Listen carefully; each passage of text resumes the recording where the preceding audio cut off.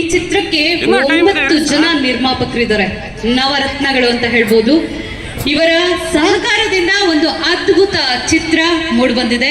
ಆ ಚಿತ್ರ ನಿಮ್ಮ ಮುಂದೆ ಬರೋದಕ್ಕೆ ರೆಡಿ ಆಗಿದೆ. ಈಗಾಗಲೇ 2 ಹಾಡುಗಳು ಬಿಡುಗಡೆ ತಿಂಗಳಲ್ಲಿ ವರ್ಲ್ಡ್ ವೈಡ್ ರಿಲೀಸ್ ಆಗ್ತಾ ಇದೆ. ಈ ಚಿತ್ರ ರುದ್ರಾಭಿಷೇಕಂ, ನ್ಯಾಚುರಲ್ ಸ್ಟಾರ್ ವಿಜಯ ರಾಘವೇಂದ್ರ, ಪ್ರಿಯಾಂಕಾ ತೆಮ್ಮೇಶ್ ಅಭಿನಯದಲ್ಲಿ ವಿಜಯ ರಾಘವೇಂದ್ರ ದ್ವಿಪಾತ್ರದಲ್ಲಿ ಮೊದಲ ಬಾರಿಗೆ ಅಭಿನಯಿಸುತ್ತಿರುವಂತಹ ನಮ್ಮ ರುದ್ರಾಭಿಷೇಕಂ ಚಿತ್ರ.